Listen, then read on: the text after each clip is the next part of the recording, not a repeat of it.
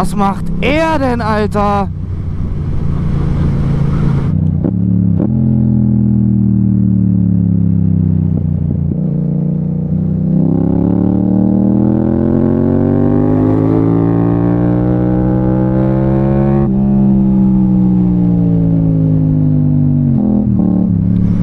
Ja, Freunde, heute mal ein ganz entspanntes Video auf der MT. Ich habe endlich einen neuen Reifen drauf, nach gefühlt einem halben Jahr ohne Profil. Ja, ganz so schlimm ist es nicht, aber war auf jeden Fall dann am Ende schon ziemlich kritisch. Wo ich dann zum Beispiel auch für ein Reel im Regen fahren musste, war das alles andere als witzig. Also wenn du da einen Reifen mit in der Mitte wirklich absolut kein Profil mehr hast, wirklich komplett slick in der Mitte und da bei nasser Fahrbahn nicht mal wirklich Gas gibst und dir der Hinterreifen schon durchdreht, dann weißt du, dass du einen neuen Reifen brauchst. Ist jetzt drauf, der ist jetzt komplett frisch, das ist jetzt die erste Fahrt wieder mit einem neuen Reifen und bisher muss ich sagen, ganz zufrieden. Der gute Mann da vorne hat mir den aufgezogen und gewuchtet, hat er sehr, sehr schön gearbeitet.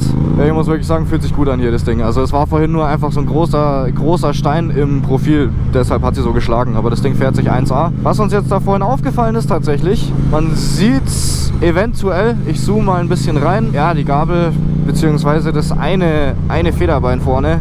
Nee, nicht Federbein, Gabelbein, ach whatever, auf jeden Fall das eine Teil da vorne, das sifft nicht nur, das läuft aus. Also da ist alles voller Öl, die Gabel ist komplett im Arsch, beziehungsweise bräuchte zumindest einfach mal einen Service, was aber das ganze Bike so langsam mal bräuchte. Dieses Ding ist halt absolut nicht gepflegt, aber ist auch eigentlich so nichts Neues. Das ist einfach ein ganz entspanntes Video heute mit ein bisschen Pure Sound drinnen. Ich werde ein paar Aufnahmen von vorhin reinschneiden, wir sind ja schon jetzt eine Viertelstunde wahrscheinlich unterwegs. Einfach ein ganz entspanntes Video heute. Wir sind jetzt gerade tatsächlich auf dem Weg zu TGP, der ein oder andere wird es kennen.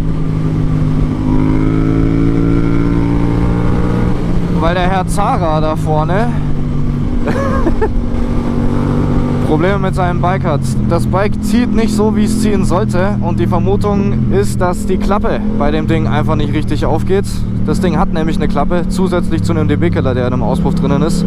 Und wenn da die Klappe nicht funktioniert, wenn die Klappe einfach permanent zu ist, dann ist klar, dass da irgendwas nicht so richtig funktionieren kann. Wir sind da auf jeden Fall jetzt mal auf dem Weg, fahren da mal hin, lassen das Ding mal anschauen. Eventuell schneide ich sogar ein paar Videos vom Prüfstand rein. Das wäre ultra sick, wenn wir da ein paar Aufnahmen hätten.